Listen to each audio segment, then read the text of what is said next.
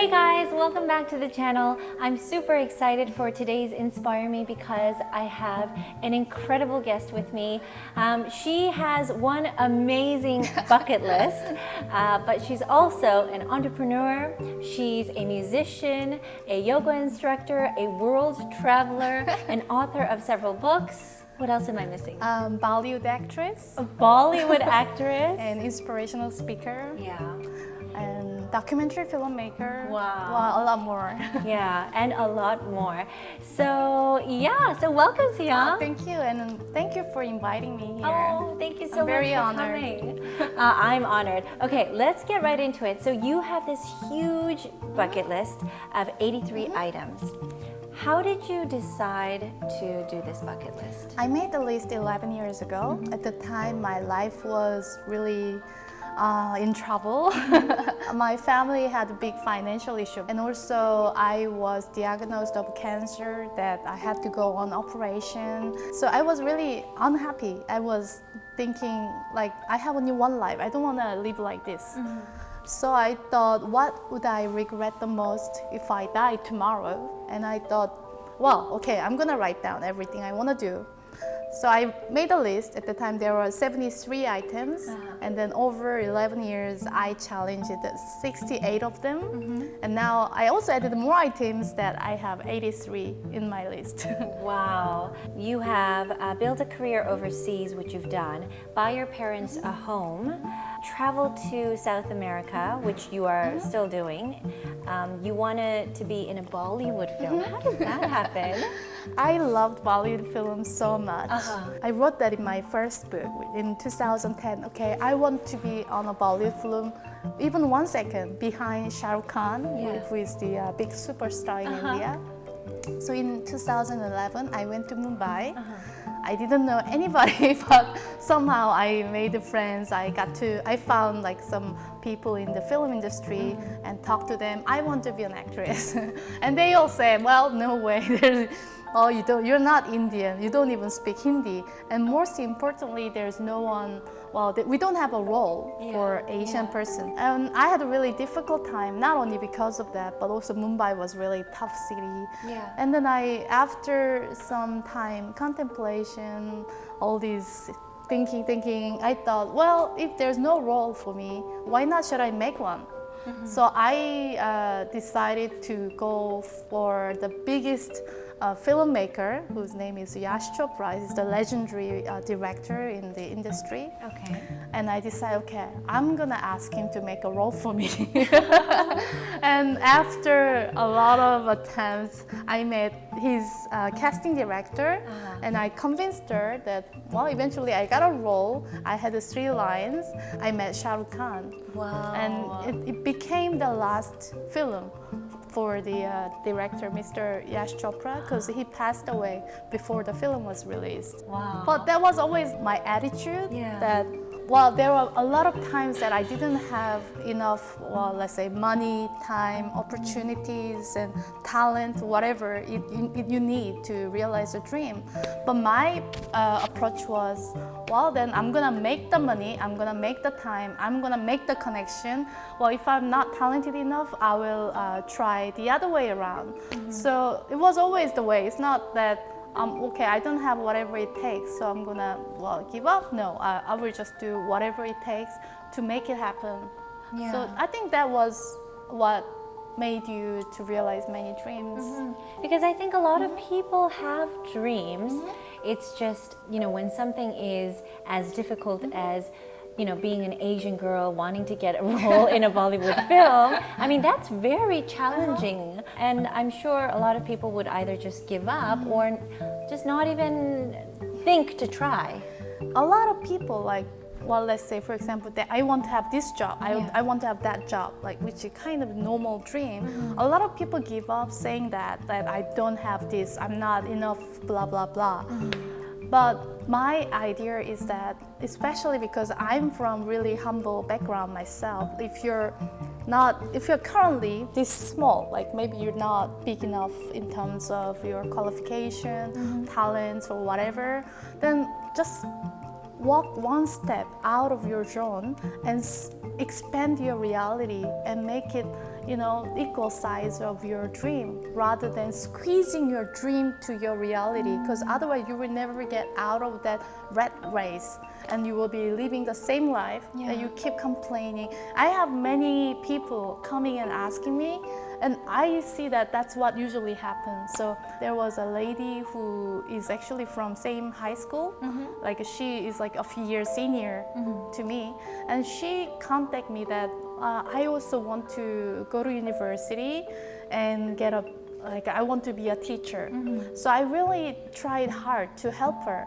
I gave her a lot of tips and I told her all the time, do this, do that, this might be helpful. But then what she always says is that, well, I don't know if I will be able to make it. I don't have enough time to study. Even if I go to university, I'm not sure if I will be able to afford the tuition fee. A lot of doubts. Yeah, and then after even I graduate university, I don't know if I will be able to be teacher. Who's gonna take care of my mom if I don't make money? Blah, blah, blah. And then now what's happening is she's still in the same job, really unhappy and miserable. And like she just live like the same as 10 years ago. And this is what happens to many people. Yeah, I think it's very normal and it's very, you see it everywhere. But how do you get over this anxiety? How do you get over these self-doubts?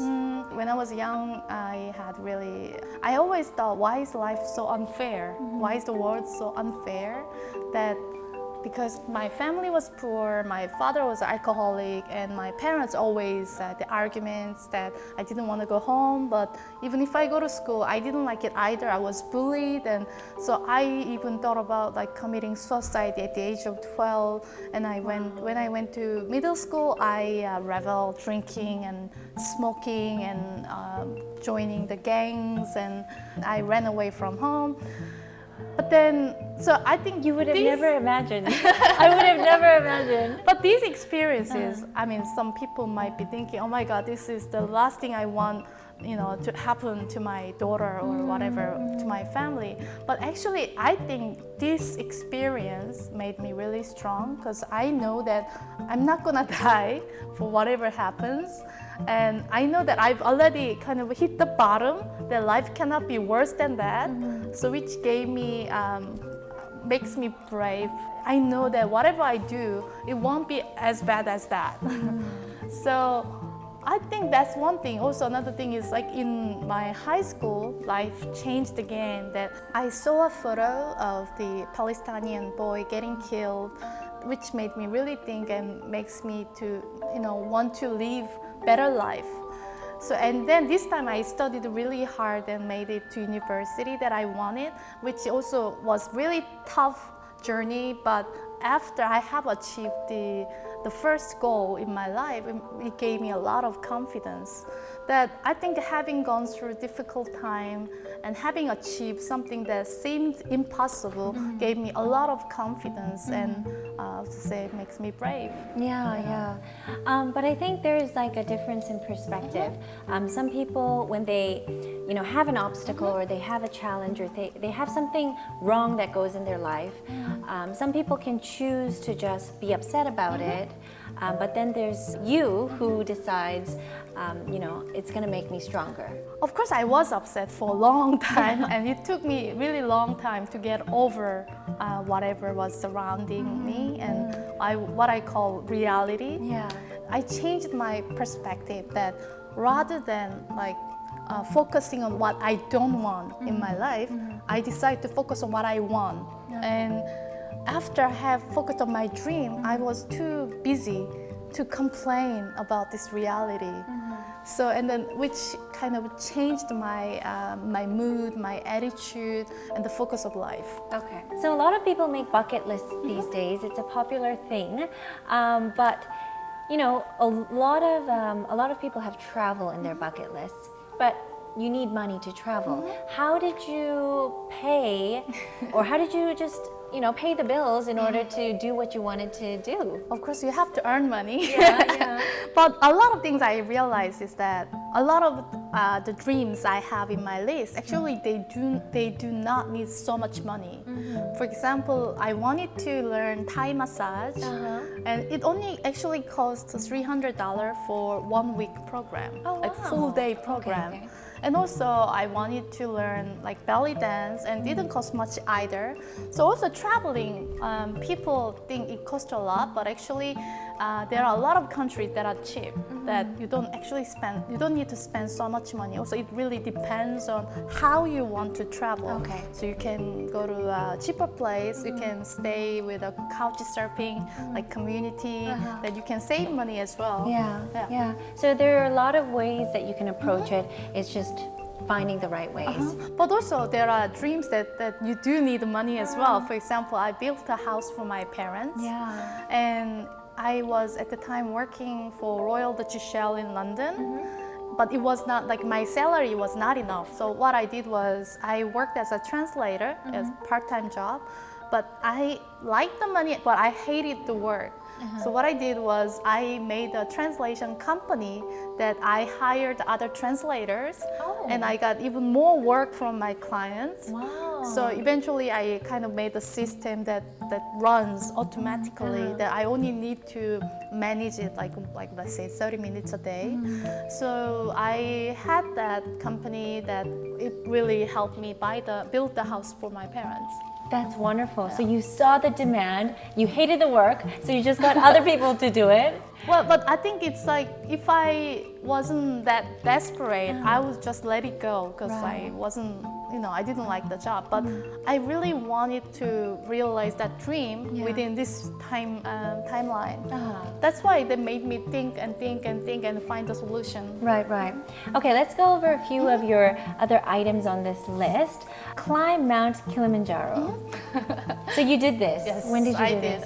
In 2010. It was very spontaneous decision to go for it, because I wasn't trained at all. But suddenly at the age of 29, I decided, well, I want to be on top of Kilimanjaro on my last day of 20s. I somehow got this idea. I booked a ticket to Tanzania. And then I realized that it was really high mountain, which is like 5,895 meters. It was really tough, but very fulfilling experience. I'm sure. Okay, what else here? Live the last 1/3 of your life at the place you love the most. So you've traveled a lot. You said over 80 countries you've been to. Which country do you love the most so far? Well, actually, when I wrote the list first, I thought doing something or going somewhere or being with some special people will make me happier. But having done all that, now I realize it's not what makes me happy, but it's more about who I am. So having traveled so many countries, I realized that it wasn't that the most beautiful country that I was happiest, but it was when I was happy, wherever I go, I was happy there. But if I wasn't happy, however beautiful the country is, I wasn't happy. So it's more about me and what's in my mind. So I call it like house in my mind.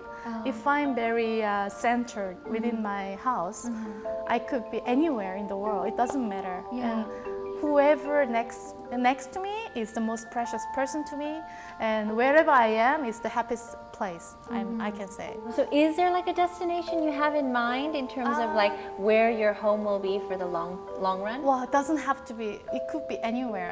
For example, I'm happy here in Korea right now, but at the same time, I don't mind going to anywhere. So, but these days I'm thinking more of Southeast Asia. Okay. Because maybe in Korea during like the spring and like autumn time, and Southeast Asia in winter time maybe, and summertime in Europe, for example, or in Canada or somewhere north. That's the most perfect idea. Because I'm not really into the snow and the cold.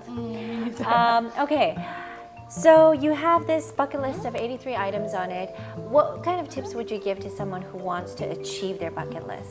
It's like seed. You need a seed to make flowers bloom first. But a lot of people have no idea what's out there. A lot of people, I call it like a buffet, for example. Let's say you go to a buffet, there are hundreds of different food, but if you have just tried one food that that is really familiar to you, and you miss out all the other food, how would you know how they taste and if would you like or not? It's like that. So I would say first, before making the list, just go and see the world and experience as many as possible. It's like trying little bites of all these different food. So let's say if you are still in I don't know, teenager, you can read books, watch films, and search internet and go and meet some people that you like and listen to their speech.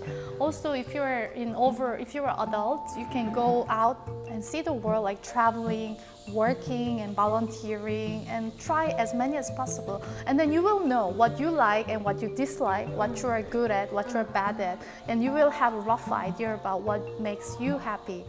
And then you can make a list and just write down anything and then take an action. But you don't have to take a big action immediately. For example, if you want to travel around the world, you don't have to quit your school or job immediately. But let's say find somebody who did travel around the world and just read their books or blog, whatever, and just get an idea. And that will help you a lot, help you with the planning as well.